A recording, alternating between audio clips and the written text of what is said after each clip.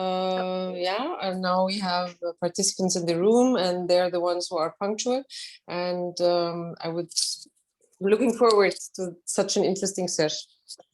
Thank you, Basant. Thank you. So, hello everyone, and welcome to our session about smart ports and logistics.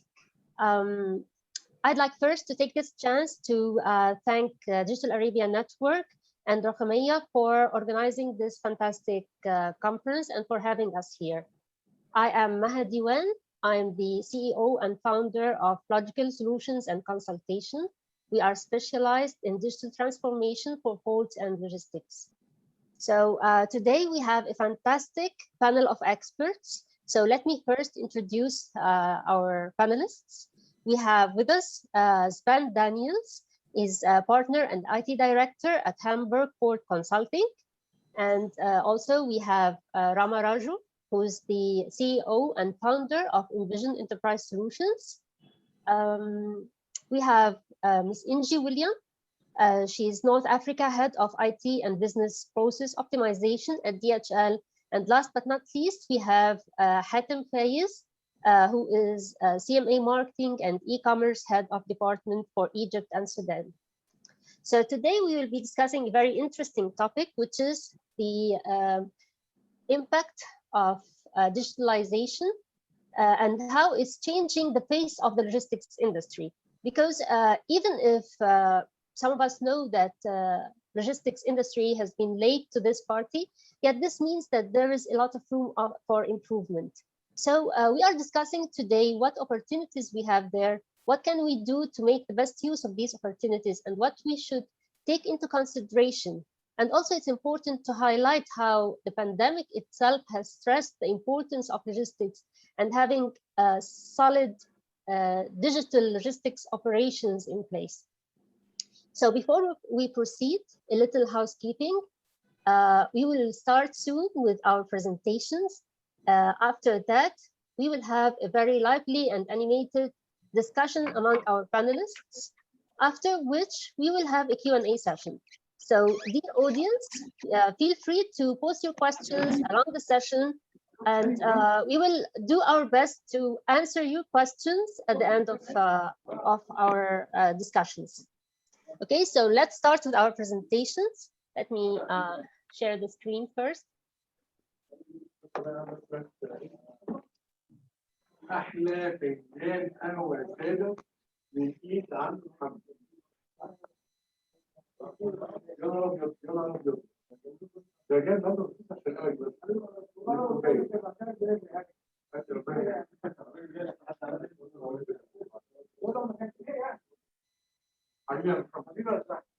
So we have first Sven with us. He will give us a very interesting presentation. Sven has over 20 years of experience as a professional port and IT consultant. He has gained broad experience as a specialist in the fields of managing complex IT projects for the port and logistics industry. He has successfully implemented IT systems in ports and terminals in numerous countries around the world. Among others, he was responsible for the digitalization and automation of Hamburg's largest container terminal, Burchardkai. I hope I'm pronouncing it right, okay? So, where he and his team implemented digitalized processes under full operating conditions. Sven Daniels is partner and head of IT at HPC Hamburg Port Consulting, where he leads a team of approximately 40 IT professionals. He's a respected speaker at international conferences where he gives lectures and presentations on digitalization, process automation, and IT strategy. Thank you, Sven, for being with us, and the floor is yours. Thank you, Maha. It's a pleasure to present my thoughts to you and the audience. I'm really glad to be here. It's, by the way, my first virtual conference, and unfortunately I cannot be present in Cairo, which would be much, much better than doing it from here. Nevertheless, you know, as you said, I'm a specialist in digital transformation, automations, and things like that, and HPC as a worldwide active consultancy group We did a lot of projects around digital transformation. And so I just choose 3 examples, to give you an insight of what's going on elsewhere in this matter. And, because I was born and raised in Hamburg, and I grew up here and went to the university and did everything from Hamburg. I choose Hamburg as the first example. And I hope you can see the map of northern Germany now. And every expert can easily see that we're talking, when we talk about Hamburg, we're talking about this area, which is a river port. And, in the recent years, this river port was challenged by increasing ship sizes. So all of a sudden, over years, the river became a bottleneck in the operation and the acceptance of the community due to the limitations in the nautical area. So what we said, the normal conventional answer to this question is dredging, and widening the river and digging holes into the river. But in times where we are talking about nature protection and climate change and those things, dredging is not a thing that you can easily get. So we decided to move on to a digital approach, where we really try to integrate all the stakeholders in this in a project which we called HVCC, a Vessel Coordination Center. And with this one, we tried to find a solution to coordinate all the vessel calls in the port of Hamburg from a central point. And this is what we did. So we integrated agents and authorities and shipping lines, and of course the terminals, to feed data into this platform. And in order to coordinate the vessel calls in the port as a whole, for the whole community. And the result was, of course, that we can coordinate the vessel calls from with a long-term perspective. Actually, we got a higher service level to the shipping lines. And as a very nice result, if we made an example and took only one vessel call of an 80,000 TEU vessel coming from Rotterdam as an example, going to Hamburg, you could see the tremendous amounts of bunker savings and CO2 emission savings that we just got out of this controlled approach to make all this fleet management being implemented to call Hamburg. So this is a very exciting example from my point of view in our industry, to see how digitalization can help to solve many problems at the same time. Number two comes from the operations area. So many terminals, container terminals around the world, they are really struggling to predict the dwell time of cargo in their container yard. So they're always struggling to find out which will be the best strategy to deliver containers mainly to the hinterland, because they don't know when exactly a truck or a train will arrive, and the relevant documentation will be on site. So, and here the conventional answer, so to say, is to ask your customers for better data, better communication, better messaging, and stuff like that, which obviously is not easy to get, because otherwise we would have had this in place already for years. So our approach was to use a machine learning approach, really an artificial intelligence. So building a model and training this model with huge amounts of data. We took the historic data from many years to find patterns of this kind of to find out patterns, to find out what is the expected time of delivery of a container. We trained the model when you applied it to our TOS, and then we did some test simulations, and with this machine learning algorithm, we achieved significant improvements in avoiding shuffling moves, in the truck turn times of at the hinterland, and also in the productivity. This is for me a very exciting example how you can make use of artificial intelligence to increase your productivity and still save energy, because you're applying less equipment to the same type of operation. Okay, this is example number 2. Let's go to number 3, which is a very technical one. And this is about drones. This is one of the projects that we started, not with the question why and what we want to do, but how we can implement a new technology into our industry. So, and we started this project to try to find out where does it make sense to apply drones. And we found many of them, but I like this example, maybe for this presentation here in this conference might be a very interesting one, because we are flying in the rail yard and checking the checking the rail structure of the cranes in the rail yard, because in Hamburg we have some problems with settling, so that the tracks are moving a little bit because of the sandy ground. So we have to inspect them all the time, and before that we have to really clear the yard, and and people have to go out and measure the things, and this is not necessary anymore. We're flying over it and do an optic analysis on this subject, which saves, of course, a lot of manpower, and it saves a lot of time, and it's still a very exciting one. Not the only one. There are other examples, but I just for with a given time, I just choose this example. Coming to my final example, and this is of course the point of the PCS. Everybody speaks about the port community system, and from my point of view, a port community system, there was already some PCSs in place when I started my career 30 years ago. So it's not a new subject. What is new is that ports are changing their attitude towards what is a PCS, or what is a port. And before, a PCS was definitely something that was a data hub, like receiving data and forwarding data to other stakeholders. But today we see there a big change. So the perception of a port is more a service provider, and ports are trying to strengthen their market and their competitiveness.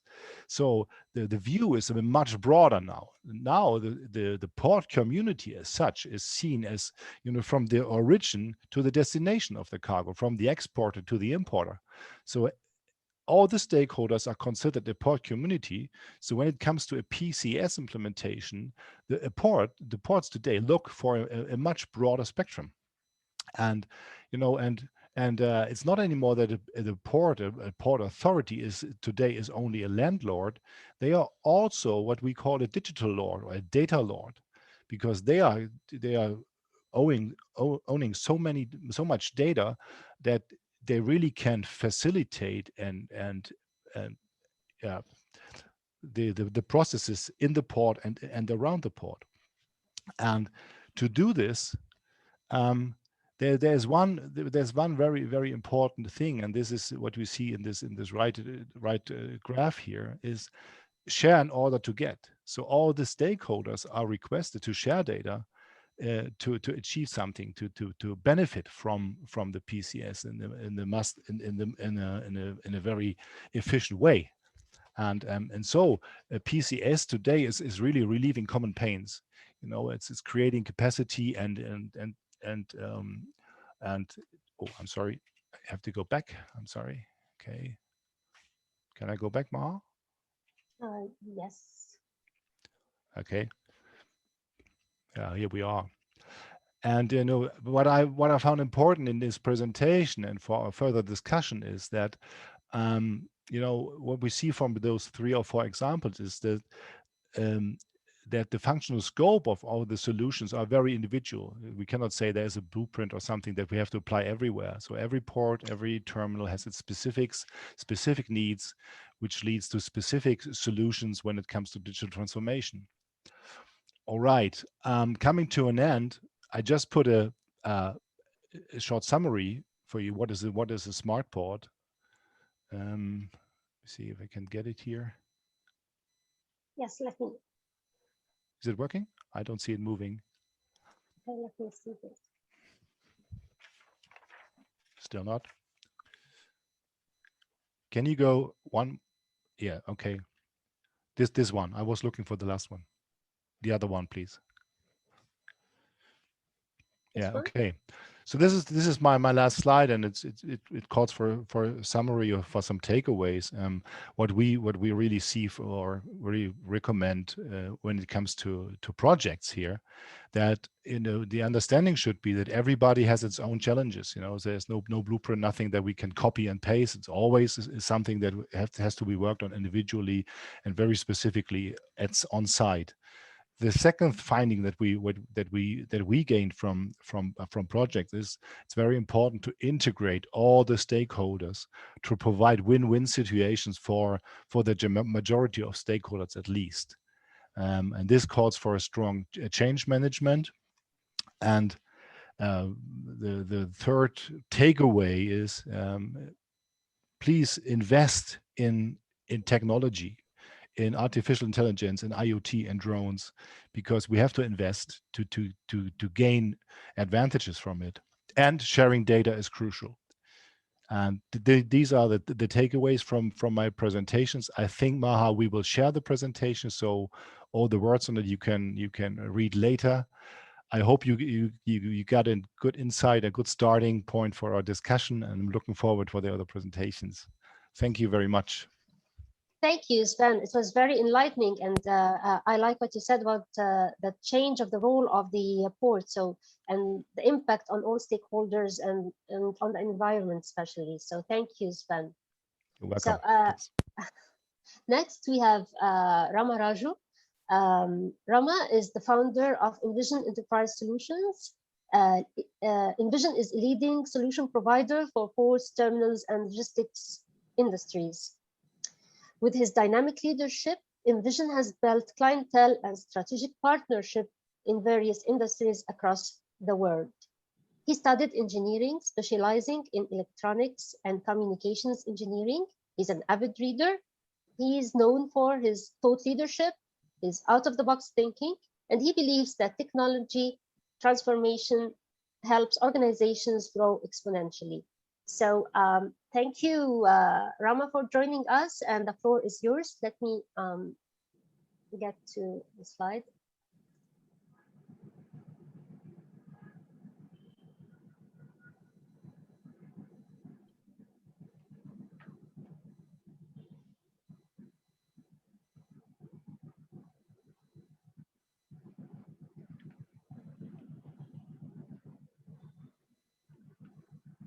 Yeah.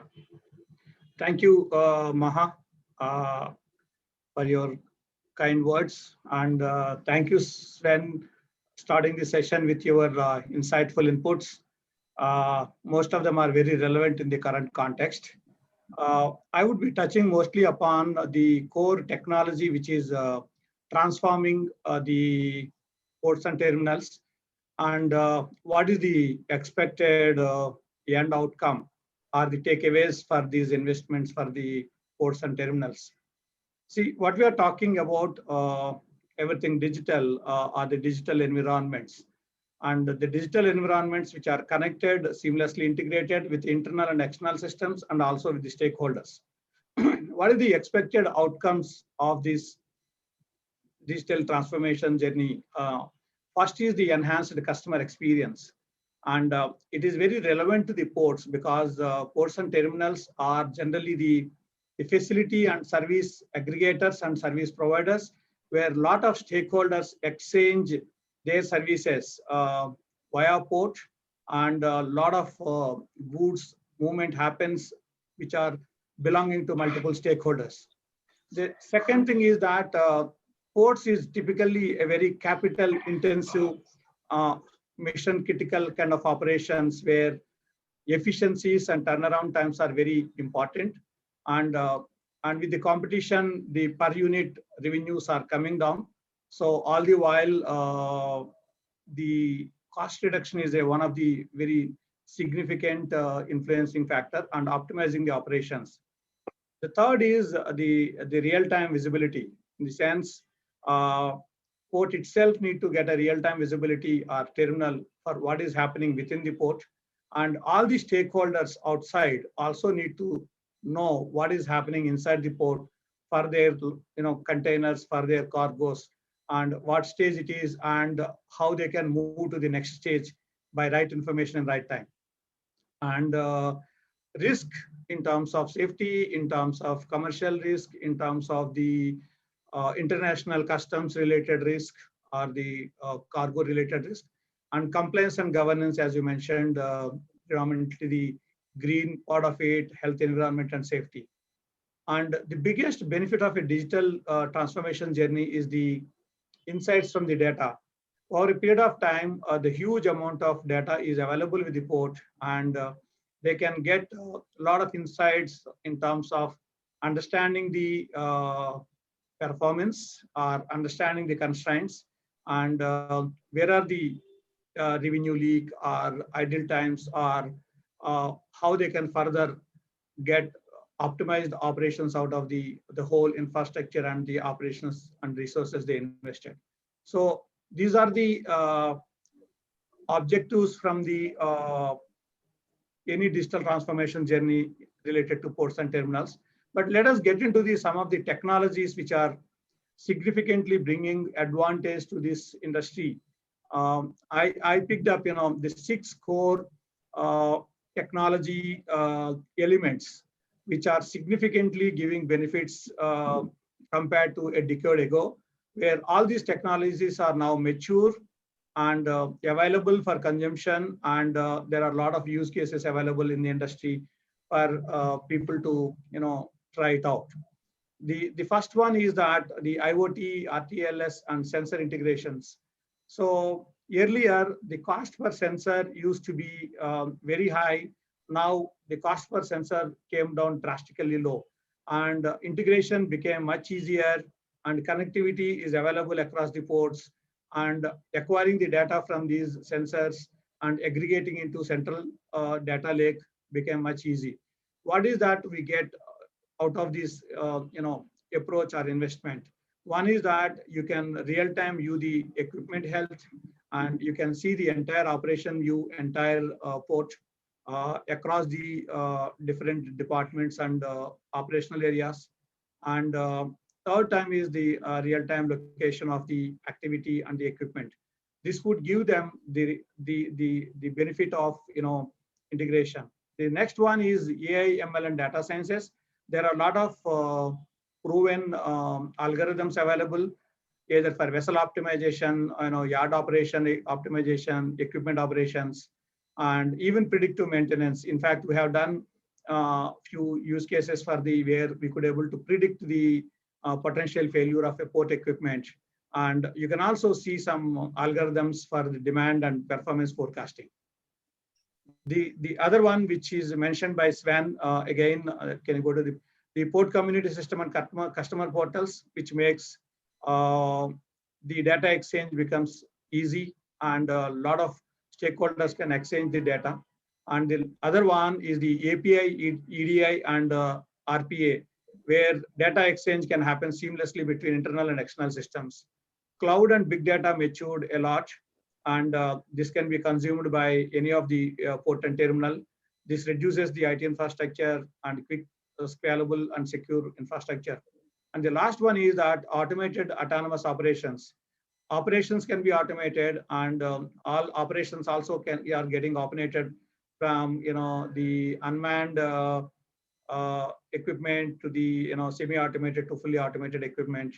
And you can also do a lot of planning and scheduling, assignmenting can be optimized through AI, ML based algorithms. Maha, next slide, please. See, this is a journey, as Sven mentioned, that it is worth trying, but there is a way we can navigate this journey safely for the transformation. One is that always prefer open and interoperable technologies, avoid proprietary and legacy technologies. This may create a constraint in the transformation roadmap. Then the second one is that integration of the applications seamlessly, and real-time exchange of the data. Again, all these cannot be rolled out in a single project, so we can take it up in an agile model, short deliveries, and quicker outputs. And vendors can be strategic partners, so that long-term they have a visibility of the business model, and then they can get, they can become a partner, and they can bring up the better and new breed of technologies to their existing customers, and then help them in the digital transformation.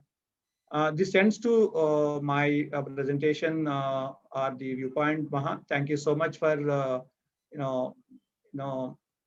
giving us this opportunity to share our ideas. Thank you, Rama. Thank you so much for this thought leadership and showing us these technologies. Next, we have Inji William from DHL. Well, Inji is a very energetic lady. In fact, she started her career at DHL in 2005. And ever since, she's worked hard and joined several DHL initiatives to increase customer satisfaction and improve processes. She got promoted to several leadership positions, and now she holds the position. She has been promoted to North Africa Head of IT, Business Process Optimization, to digitalize day-to-day operations. So, Inji, the floor is yours. Thank you, Maha. Actually, I'm so glad to be with you and all the audience and the other panelists as well. Thank you, Sven, and thank you, Rama, for your presentations. Very useful insights, actually. I will have a short presentation just to let you understand how in DHL we perceive digitalization and what action we are taking in order to automate our processes and meet our customer expectations.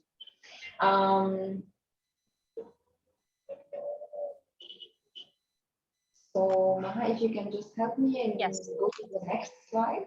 Yes, Okay. sure. Yeah, so as we all know, there was the changes in the past, let's say 10 years in the way people are connected over social media and different platforms. And a lot of attention is paid to the customer experience, customer satisfaction surveys. This is actually the core and the focus of all service providers in different industries. And the customer expectations are always arising and changing. So they need the quick and instant attention to have the satisfaction. So with all these changes, all the organization have also to adapt to the change and to be more agile. And we can see that the pioneer in this in companies such as Apple and Google. So this is confirming that to adapt to the change, you have to be more agile, you have to be more flexible. And in DHL, actually, in DPDHL, our strategy for 2025 is delivering excellence in a digital world. And because I have been with the company for 15 years now, I have witnessed actually how we have changed internally. Initially, we were focusing on the productivity, how to educate our operator in order to have excellent performers, excellent processes. And then we had this new initiative of having a structured methodologies to improve our processes. It was driven from the Six Sigma and Lean. So it was about having the waste elimination, for example, how to produce up to the customer requirements. But then this was not only sufficient to remain the market leaders, and we had to look into the options of automation and robotics. So digitalization, as I said, is in the core of our strategy, and it's key to deliver excellence in all aspects. And it's not only for our customers. So definitely we want to enhance the customer experience, provide the digital channels, the online channels for all our customers to have a different level of experience with us. To have also the interaction, the digital interaction and the integration with our customer systems as well. But it's also for our employees. We are top employer and we want to have engaged teams at all times, because we believe that by having the best team, you can ensure having the best operation and the best customer experience. So we want also to have the on-job improvement for our employees, that they can be more engaged, they have a smooth and easy access to the system and to the processes. And overall, this will definitely have an impact on the efficiency. We do business in a more effective way, in a more digitalized and automated way.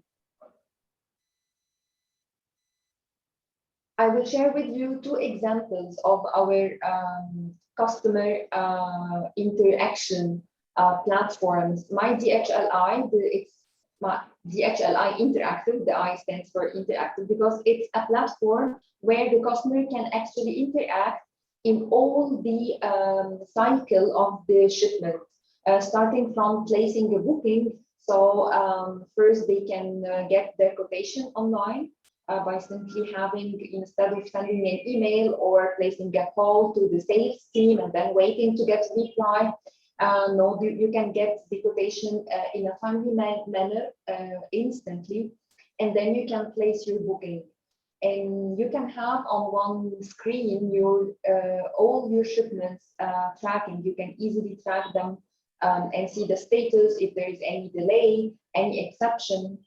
We are also working towards the paperless processes for us and for our customers as well. So we have document repository on my DHLI where all the shipment documents can be stored and kept for the customer reference later on.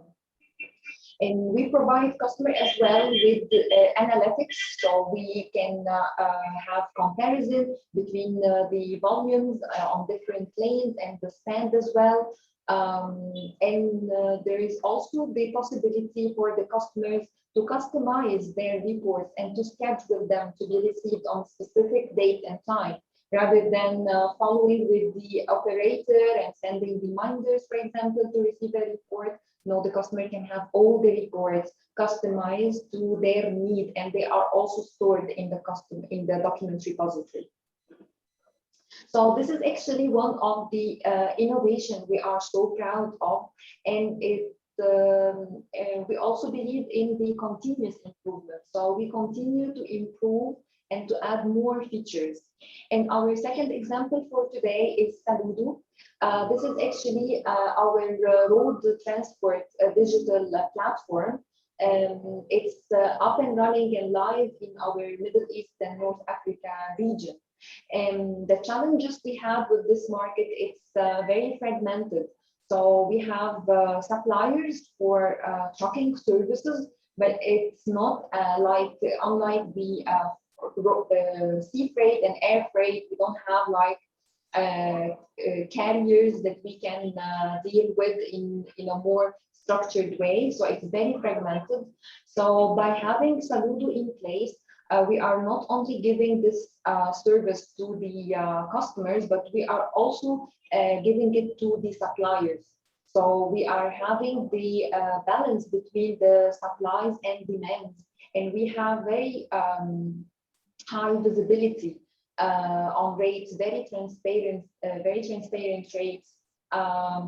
We have also provided the drivers with the apps, so they can give update in a timely manner. And also WhatsApp is used to give update to the customers. The most important for us is for the customers to be updated about the status of their shipment at any point of time. So they get the real-time visibility. So these are two examples of our digital solutions we provide to our customers. And once again, thank you, Maha, for having me today, and looking forward to our discussion. Thank you, Inji. Thank you so much for this presentation. It's really nice to see how a giant like DHL is using technology to improve its services and to reach to their customers. So thank you. We see another presentation about how another giant CMA is using technology also. So next we have Hatem Faiz from CMA. Well, Hatem is in charge of marketing and e-commerce and digitalization in CMA for Egypt and Sudan. He has been in this position for 6 years, and he's also the head of the SAP project in Egypt. Hatem has graduated with bachelor degree in economics and political science from FUE and is also holding a master degree in development studies from the American University in Egypt. So Hatem, thank you for joining us, and the floor is yours. Thank you, Maha, and thank you all for your presentations and sharing the information of digitalization. I would like to share with you first an overview, quick overview about the group. Actually, this picture is the group head office, which is located in Marseille. CMA is a more than 40 years brand for shipping and logistics.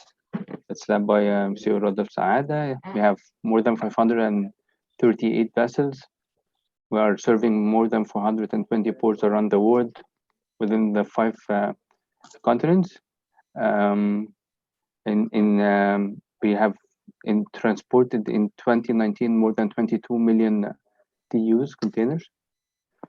A couple of years ago, CMA managed to acquire CEVA Logistics, joined in the logistics services to perform door-to-door services instead of only port-to-port services by CMA CGM. So now the group can perform from door-to-door to better assist our clients. And also in 2020, during the pandemic, the group took the decision to open a new division for air cargo, in which we have now more than 3 Airbus 330 cargo planes in different destinations. We are having a huge taking a huge path in the digitalization of our services to our clients for since I was here in the company, and probably before, by introducing our web platform for the clients to only proceed with their shipping requests and shipping requests through the website, and also the mobile application, which we will talk about. The group is present in more than 160 countries, and the CMA group is holding more than 110,000 employees worldwide. Mahak, can you please go further? Okay. Here I want to show you how CMA is pioneering digitalization by producing and partnership with different companies to provide its customers with the best solution. For example, here, first of all, we have the Reflex. We were one of the first companies to introduce a Reflex. It's a liquid-ready container in which they can transport juice from one country to another instead of having it in bottles and then going to transferring it to the other countries and then going to the warehouse. It's from the container to the factory, so they can bottle it easily. Also, we have here the Aquaviva containers. It's a container for the transportation of seafood solution, crabs and lobsters and other very expensive seafood, beloved food, which is needed worldwide to be transported alive. And in this case, we are providing many customers worldwide with this with the appetite to have this beloved food. Also here we have the Barlook. It's a security device. This device is not just like any other seal. It's a metal or steel seal which cannot be broken. Usually clients with a cargo which is very expensive, they use it so they can secure their cargo not to be stolen or be any theft to happen to their cargo. Traxin here is a smart container tracked with the GPS or similar device in which the client can be aware of their container and their cargo in any time of the shipment or any detail about the shipment, especially with the cargo when they are in the reefer containers, and they want to track the humidity, the temperature, and everything, and also to track where exactly is their shipment. Also here, DHL, and they were just talking regarding the bill of lading paperless. We have it almost for 2 years now, in where the clients can transport their BL without any need for courier. They can have it or digitally from to be sent from one party to another on the BL. This will enable them to not wait for a lot for the courier. And also this happened a lot, or this was used a lot during the pandemic in countries where they were totally in lockdown. I believe one of the major countries was India, that they used this during the pandemic, that most of the couriers were in lockdown and people were unable or afraid to go out of their homes, so they were having their bill of lading at home through their devices. The last thing here is a C priority go. We are providing our clients with the opportunity to have their cargo not to be not to wait in transshipment ports, not to be dragged due to any other and due to any reason, but it has a priority to go on from one port to another and from one vessel to another. This provide our clients with the transit time, exact transit time as they found it through the website, especially in industries where the raw material is very needed, is needed a lot, or if their shipment is they have to be transported immediately for example for a conference. So this is a very good service we are providing to our clients. Yes, Maha, please. Okay. So the digitalization, what we are doing in 2013, I believe we started the web platform, and which we started to train our clients. And this is very important. It's not just to have a web platform without teaching or providing the know-how to your people and to the clients, but we were providing training to the clients. We were having sessions with them also during the pandemic, where people were unable to meet with the clients, and the phone is not that much of help. We used to have the Microsoft Teams where we used to have, or for example me personally, I used to have a lot of video calls with the clients to show them anything or to assist them and to pave the way for their request through the web platform. So this was very useful during the pandemic to have this tool, because I believe that without this tool we were we were unable to maintain many of our clients. Also, we have the mobile application. It's the same like the web platform. You can check data. You can check the track your shipment. You can make also booking. And here the paperless BL, we talked about it and how it's a major transformation in the digitalization, and especially during the pandemic.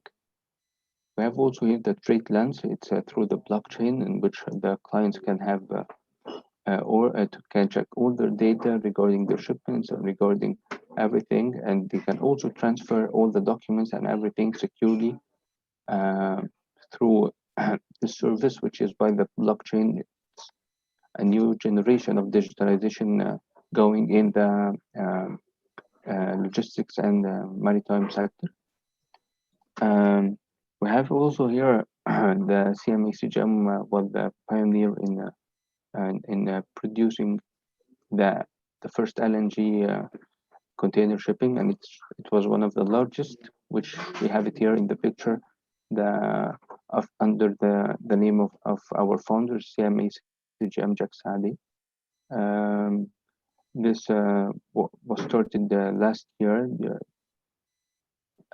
Its first maiden voyage, along with also 9 vessels with the LNG, which was under the CMA CGM R&D division for 7 years to produce this technology in ships. We have Siva Logistics, which is producing a door-to-door solution and also managing warehouses worldwide. We have different warehouses. One of the newest warehouses is London Gateway, in which it's very modernized, very digitalized. It's usually we compare it with the Amazon warehouses. That's a lot of robotics over there and a lot of technology, minimal use of human and a lot of technology and digitalization to ease our services. We have the air cargo that this division started this year with till now 3 vessels, and it's having a very good profit for CMA and a lot of great ambition for the group and for our clients to serve them in air and land and also on sea. So this is a very good department for CMA now. We have also the project cargo division, in which we transport very huge cargo and projects. For example, one of the projects, we transported a factory from Egypt to be implemented in Italy. This happened 2 years ago through our project cargo department and division, in which everything was handled on a container vessel. And finally, we have the CMA CGM terminals. We have 2 companies managing terminals. One of the ambitious terminals, which is CMA has signed here in Egypt. We have the Pier 55 in Alexandria. CMA CGM is partnering with the government and a new company by the government, EGMPT, for managing, and it's a joint venture for this new port or terminal in Alexandria, in which it will be one of the, it will include the latest technologies in the terminals. Please, ma'am.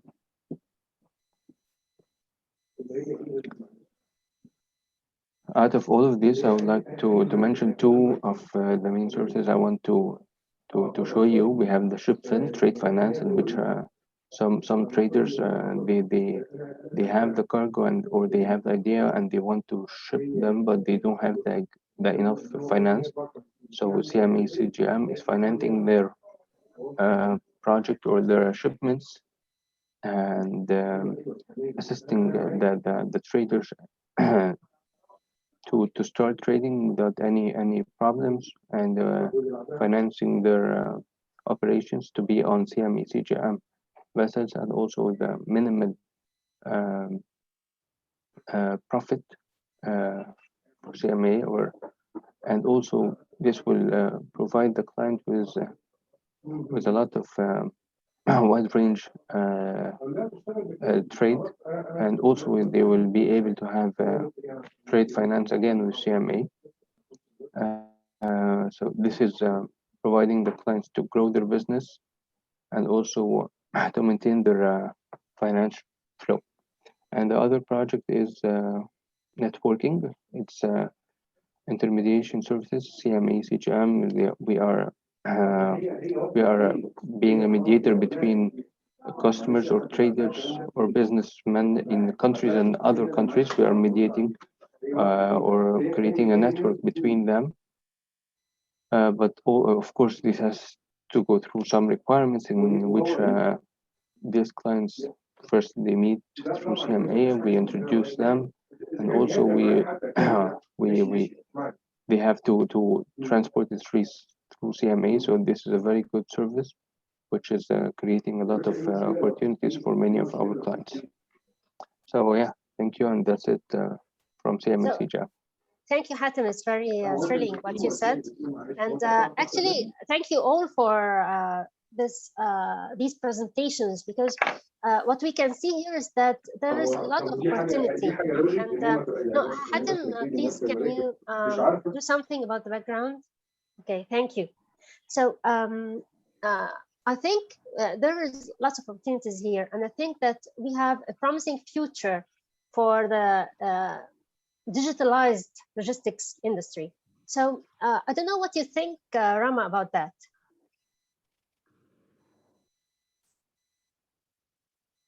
Yeah, thank you, Maha. Digitalization is the kind of future. Every industry, like banking, finance, insurance, retail, and manufacturing, these industries are way ahead compared to the ports and terminals in forms of digital transformation journey. And they already started seeing exponential growth in terms of the return on investment. And the major central candidate or the central point for the digital transformation is the enhancing the customer experience. And in fact, it makes more sense for ports and terminals from the digital transformation, because it can bring visibility to all their stakeholders and all their agents, all their importers, exporters, and service providers. And digital transformation is the future. And I'm sure, what do you say, Sven, from your experience in this context with so many consulting engagements you have? That's a good question, and Rama. Yeah, we did an analysis actually, and we said we discovered that we are far behind in our industry, is far behind in comparison to, let's say, areas like the travel industry, or and so we really can still expect that venture capital will arrive. This is really something that you can see in every other industry. So what we see is that, of course, there will be more money, more investments, more innovation, and finally, this is consequently triggers a change of business models, and even new business models. And we can see this. There are new business models coming up. And then at HPC we discussed heavily on the tradition of our industry. Our industry is a couple of thousand years old, and so it's very, very conservative when it comes to change. But what we could see especially from Inji and from Hatem is the requirement is there. The industry is asking for it, and if you don't jump on the train, you will not go. I mean, and this is why I see a steep increase. We are still at the bottom line somewhere, but I see a steep increase. Well, I think this is a very good point. But Inji, what do you think about that? Actually, Maha, I think digitalization is to be considered like the fourth industrial revolution. It hasn't only changed the way we do business, but it has impacted the day-to-day life. So now you book your vacation by an app, you even order your groceries on an app. And imagine that it took telephone 75 years to reach 50 million users, while it took Facebook only 1 year to reach 50 million users. So this actually shows the speed of the change. And I agree with Sven and Rama that definitely in our industry, there is unlimited opportunities and potential for us, and we are still a bit in the initial phases of the digitalization, with all these innovations in place, but still the expectations are increasing and the demand is there, and it's increasing every day. So I believe it's happening, and it's happening really fast, and all the organizations who are not going to cope with the speed of the change, I believe that they will not be existing in the market. Yes, I agree with you. And this is actually a very interesting topic, But I think we have one challenge here, a big major challenge, which is regarding data ownership. Because actually to do this, do we actually own the data? Do we have the data? What are we doing about sharing this data? How are people accepting this? And what is this data secure? So I don't know what's your intake in this, Hatem.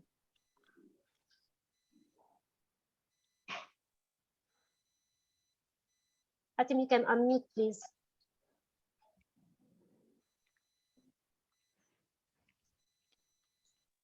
Can you yeah, okay. Yeah, the digitalization evolution is happening every day in the industry and different industries in which companies should implement, but also to make sure to pass the know-how of using these new platforms and systems. It's not only implementing them or buying them to be used by their own people, but also teaching the clients is very important, because you can't just have it without informing clients and or asking them to use it. This especially in the third world countries, where not a lot of people are very much educated, but still they're working and they're trying to save costs, not to hire a lot of people. So in this case, you have to teach them, and you have to provide or pass by the know how to use these advanced platforms and systems. We pass this know-how by guides. We also have a dedicated platform where you can find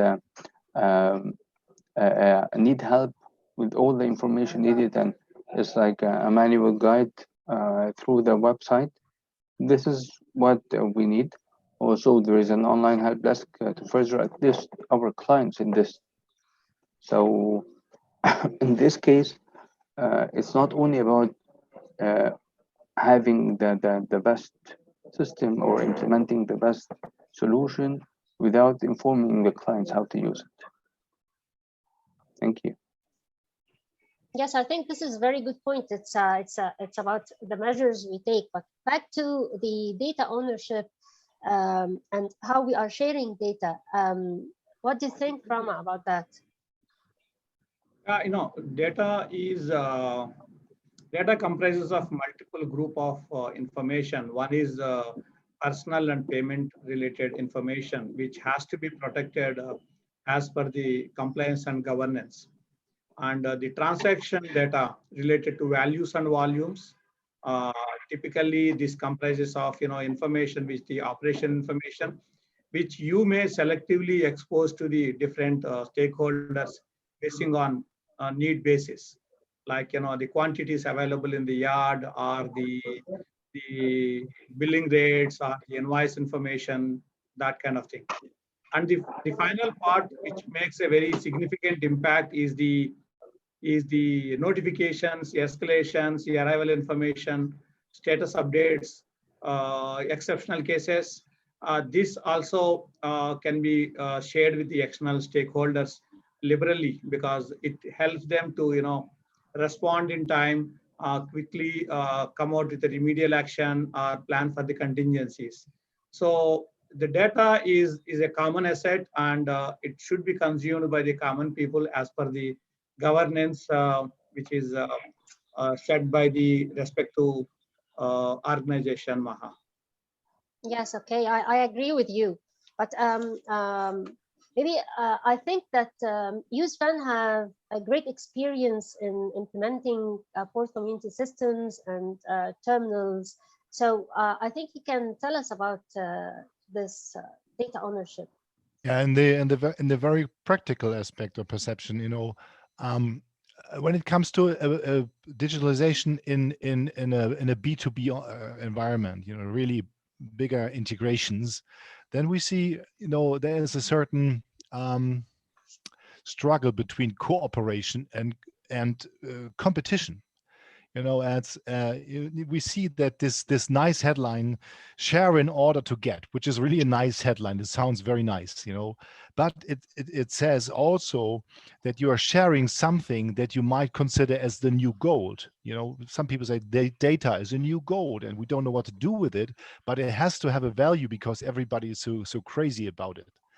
And what we see is, you know, apart from legal barriers, mistrust, fear of losing market shares, and things like that, that in digitalization projects, we really have to solve the question how to protect the data, but still providing it into the community for the best of all. And this is a challenge, and I'm really curious maybe how Inji sees that, because it's an exciting thing. You know, of course there's, everybody says that's gold. I have to keep it for myself. I don't know what to do with it, but it has a value. And Yeah. but and I'm required to share with others, maybe with my competition. Inji, how you deal with this at DHL? Yes, then it remains a critical topic, but also very important, because yes, we do believe that data is the new fuel or the new gold, as you said. And our goal is to enhance the data usage and exchange in order to enable the predictability and enhance the decision-making mechanism itself. So this is very important. I believe that with all these investments in the blockchain and also the competition compliance, data protection policies being there, there is always a safe way to exchange with the stakeholders, even if they are competitors, because the logistics is quite complex. And there is so many intersections between different stakeholders. So I cannot improve by myself as freight forwarder. I need carriers and I need other freight forwarders input as well. I need my customers input. So yeah, we have to all work in harmony all together and have trust based on as well legal alignment. Yes, for sure. Yes, Inji. And this industry itself is a fragmented industry. So unless we cooperate together, I don't think that we can reach something that's really meaningful. And this takes me to another question, which is it just enough to have the latest technologies in place? Is it only about technology, or are there other measures that we should take into consideration? Because we have seen so many like optimistic projects and investments to digitalize this industry and for digitalizing port communities, and they were not successful as they were planned to be. Maybe there are other factors that we need to put into consideration regarding this. And what do you think about that, Rama? You know, the success of the projects depend on several factors. You know, basically, am I having a bigger picture in place before I start my journey, or am I taking the engagements in a bits and pieces, or is these applications are seamlessly integrating, and did I enable my users for the respective change management, and and also the timing of the projects, and then successful completion and handing over to the stakeholders, so that you know the technology can be put to use quickly in a more robust way. So it depends on several factors on you know, user enablement, change management, business process integration with multiple stakeholders. I think Sven can have few you know, points to add, or you know, what do you think, Sven? Like, you know. Mute myself first. Thank you, Rama. You know, my experience, or our experience is, you know, there's a lot of technology in place, but we want to do something meaningful with it. So this definitely has to do with people, you know, with people that use our new software, our new technology, that make use of our business models, our offerings. And what I saw from my three co-panelists, which I really liked, is the clear statement, a clear commitment on a digital strategy. And this is for us, for me, very, very important, because only if if the goals and the achievements are communicated really transparently and openly, and even the drawbacks and all the problems have to be communicated, then people understand that they are all on the same page. And this is what proper change management is meant to be. So, and this is very important. Coming from a strategy, a really clear statement, we want to go this way, like for instance, Hartem presented it, and then really openly discuss and inform all the people involved, even the stakeholders outside of your organization. And this is something that we are in the past have been hesitant to do. And for me, this is a very important thing. Maybe Sven or maybe Inji or Hatham has some points to add. Yeah, I guess so. Yeah, Rama, as you and Sven said, the stakeholder management and the acceptance level are all key factors to the success of any project or any change. We have a very interesting program in DHL about accelerating change and transition, and it's all about how you engage and mobilize people in a very early stage of any project. And we have this equation that change times acceptance equals to the effectiveness. So anything multiplied by 0 is a 0. No matter how big the investment is or how beneficial it is for the customers or the end users, if you don't spend and invest equally on people, the human factor here and the acceptance of the stakeholders, you will end up with 0 results. And also the stakeholder management takes a big part in project management. The experts of the subject matter experts and the voice of the business, the voice of the customer is all to be listened to and processed, because these are very useful inputs, even when sometimes they seem to be negative a bit about the change, but there is also a great benefit to listen and to try to overcome all the challenges and all the negativity in those statements. Hatham must be having some points to add.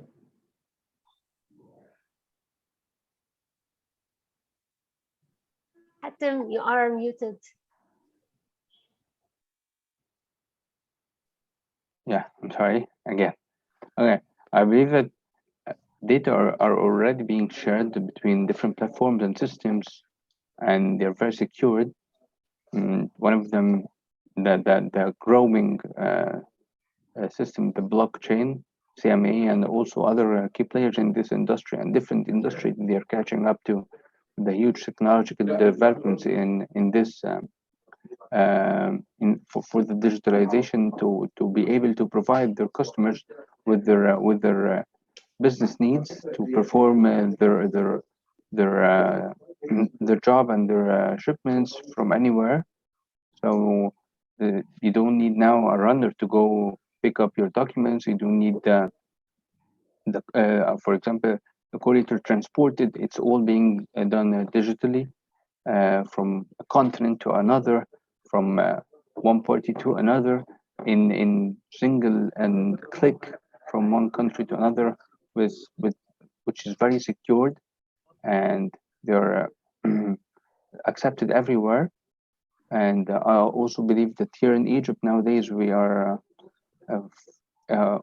finalizing the government is finalizing the ACID for the transport of the goods easily, and for the clients to get their shipments without waiting a lot, and storage and all of this. So they will be able to clear their cargo even and to finalize all the documents even before the shipment arrives. So I believe that they're going in Egypt very fast in the technological development and digitalization, and I hope that this will go on for to and continue. And also we can see that in Egypt they're going very fast in the e-payment solutions. So I believe that this will be that this will have a very good impact on the digitalization and the economic growth in Egypt. I think this is very good timing for that, Hatem. I agree with you because we are currently going through a global pandemic with such a scale and magnitude that we haven't faced before. So in such circumstances, we see that some businesses have been disrupted actually, and while other businesses have survived this pandemic. And I think the main reason for that was due to technology, because it enables you to work remotely in a very efficient way. So unless you have a very solid IT and digitalization strategy in place, I think that's what helped. I don't know, what do you think from your perspective as CMA? How did your business survive that, and how did digitalization help you during the pandemic?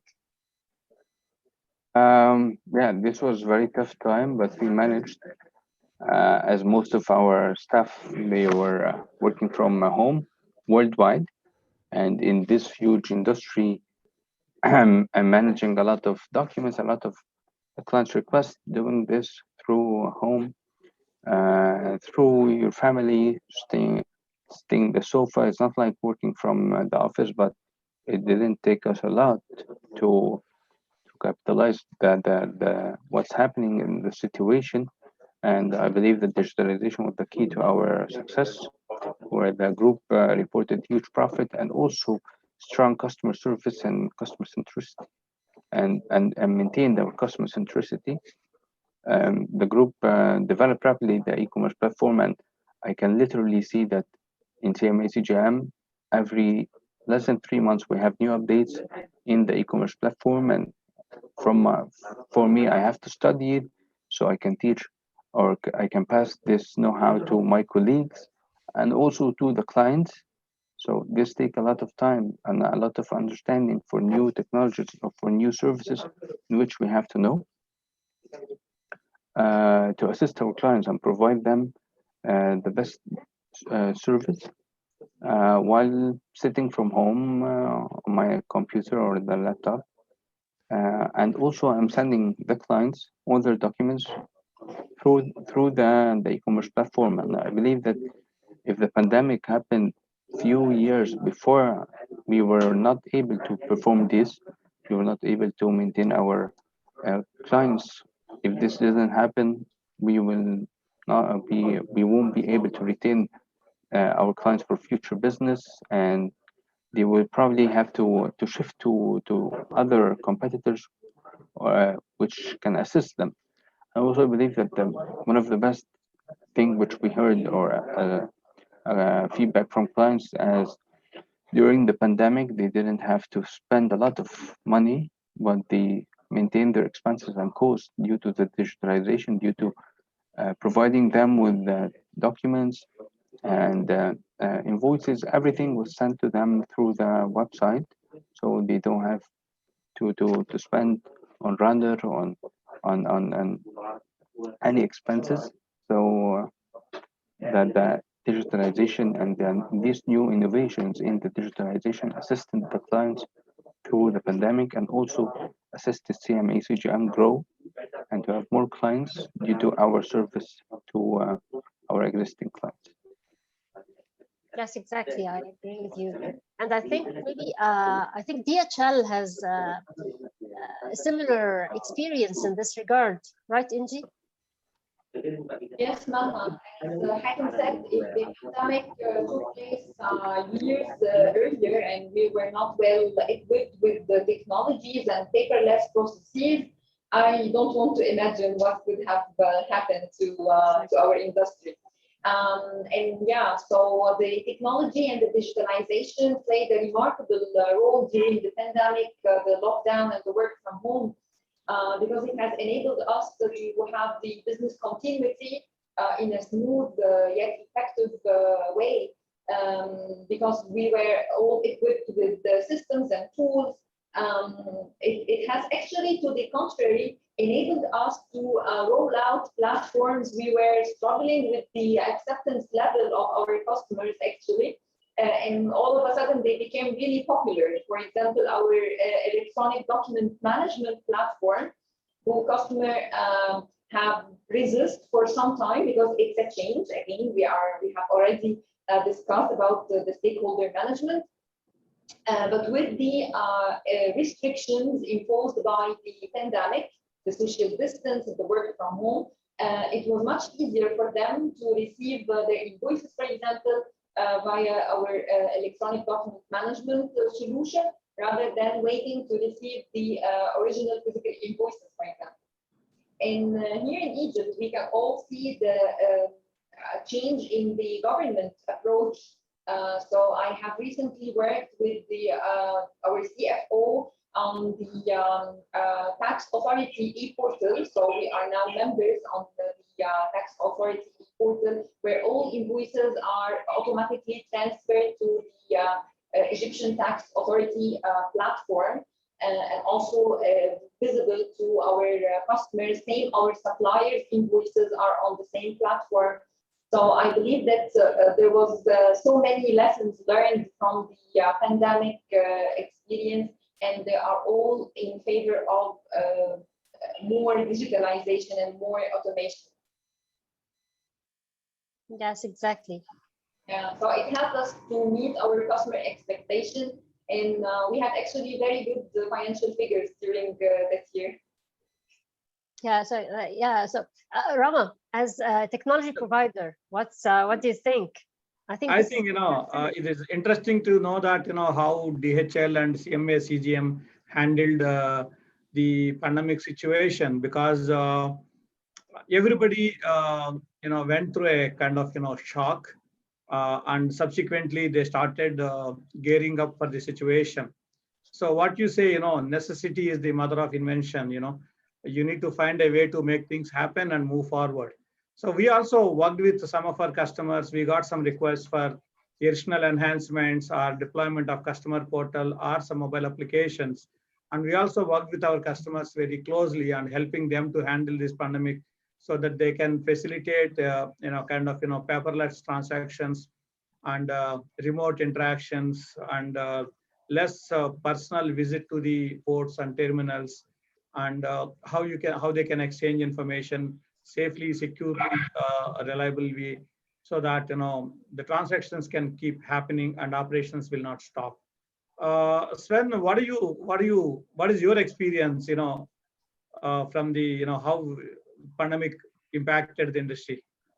Yeah, Rama, we have a similar phrase. It's Not macht erfinderisch, which means like hardship triggers creativity. Maybe that's the best translation. So I was really astonished. Could you mention that a huge mega vessel from CMA CGM was planned from home while your kids are working next at the next desk, doing their math exercises and homeschooling. So this was an unthinkable scenario a year ago, or a little more than a year ago. Now it's reality, and for me, this is really something that justifies how far we with this technology, and this is a trust building effect for sure. We can see that many projects have been there's the slowness, the speed of projects in the digital transformation were justified by lack of technology and regulations. We have to do this, we have to do that. And now within a day we could see, no, it's not the case. It's all there. We probably don't make best use out of it, but the technology is very reliable and a solid base for new business models. And I like to in this surrounding, I like to quote a CIO that I met some month ago, who he said to me, all of a sudden we achieved things in a day which we could have needed years for before the pandemic. And this is really true, and for me, this is a trigger, is a mind changer. People understand. Don't be too concerned, not carelessly, you shouldn't act carelessly, but don't be too concerned. It's a solid base and a very reliable foundation for the new things and new era. So this is one of the good sides of the medal. of this Yeah. pandemic. Yes, exactly. And I think it's changed the way customers are perceiving e-ways of doing business. They are Absolutely. more, yeah, as you said, it could have took us years to do that. So now they are accepting this, and in also what happened is that um, their requirements and their customer experience is changing. They now want to be reached, and they want to reach us by omni channels. They want to be reached everywhere and anywhere, and they want the best services at the least time, at the least cost. So it's now very hard and very important to compete to reach the best customer experience. So I don't know how DHL is using technology to provide the best customer experience. So how do you do that, Inji? So actually, Mana, even before the pandemic situation and the high demand of technology and the change in customer expectation, we were so proactive in DPDHL to have our new strategy for 2025 named Delivering Excellence in a Digital World. So it was in the core of our focus to work on digitalization, automation, and robotics. So I expect that by the end of 2025, DPDHL would have spent around 2 billion euros in digitalization and data analytics. There is always continuous improvement in this area. Our innovation center, we have large teams working on the IT, customer solution, robotics, and automation. And as I have presented in my presentation, two examples of those platforms, our My DHLi platform, which enable a customer to be very interactive in all the stages of the shipment, from the initial quotation request till actually the very detailed analytics report that enable customer to plan and to take decision according to facts and data. And also our Saludo platforms, which balance the demands and supplies of our trucking suppliers and our customers looking for international road freight solution. So we will keep improving, looking into all the options. Now we are looking into customer EDIs and APIs as well. So yeah, so we will continue to focus and to grow in this area. That's great. And I think, Hatem, too, you are, as a carrier and as a terminal, you are also facing customers heavily. So how is that going with you?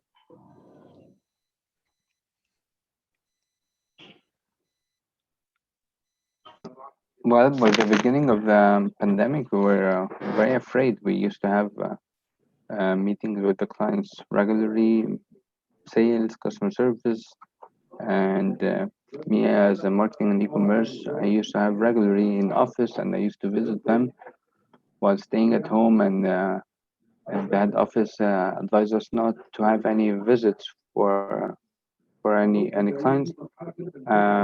We started to shift to the digitalization and to the digital platforms and web and other tools. For example, I used to have calls and meetings with the clients, new clients who need assistance with the know-how of the e-commerce platform, how to use it and how to guide them.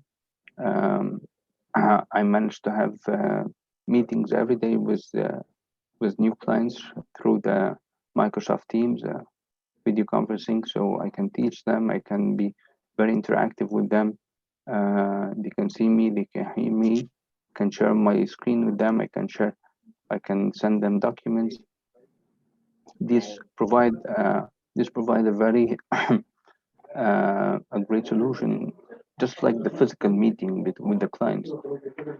Okay, This that's really, this that's shows really the great. clients how you are very interactive with them and how you are very close to them while actually you're on two different platforms and talking to each other.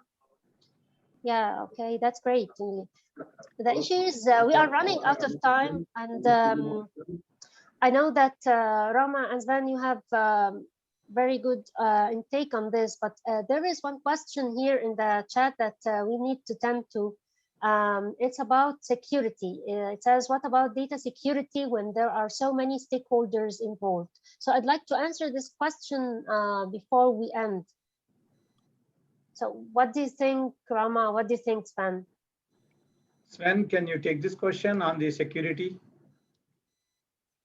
That's I cannot answer it actually, because this is one of the really important questions to work on in the future. We discussed the data ownership, which is like sharing and making sure you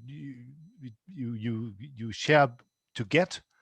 But still, I mean, IT and this infrastructure is a very sensitive system, and we can see this, and every day we see some shutdowns of systems, and so security is an issue.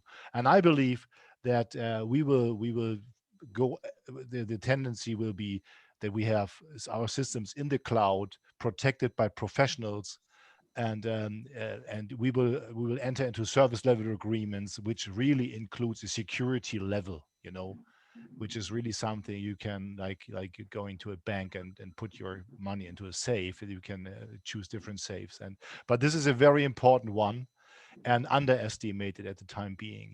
We really have to work on this, and there are different perceptions regarding this subject. But as we base all our new business models on the secure infrastructure, yeah, this is very, very important. Yeah.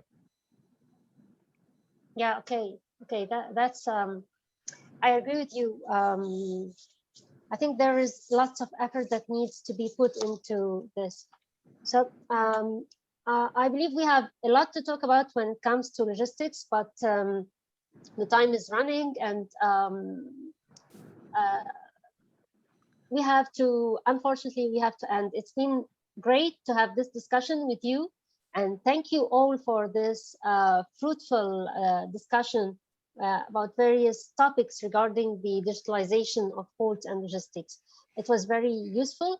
And I also thank Digital Arabia Network for having us, and I thank the audience for being here. Thank you all. Thank you, Maha, for having us here. Thank you. Thank you, Mahar. Thank you, Inji, Rama, Hatem. It was a Thank you. pleasure Thank you. talking. Inji and Thank you. Goodbye. Thank you. Thank you very much. Bye. Bye. Bye. Bye.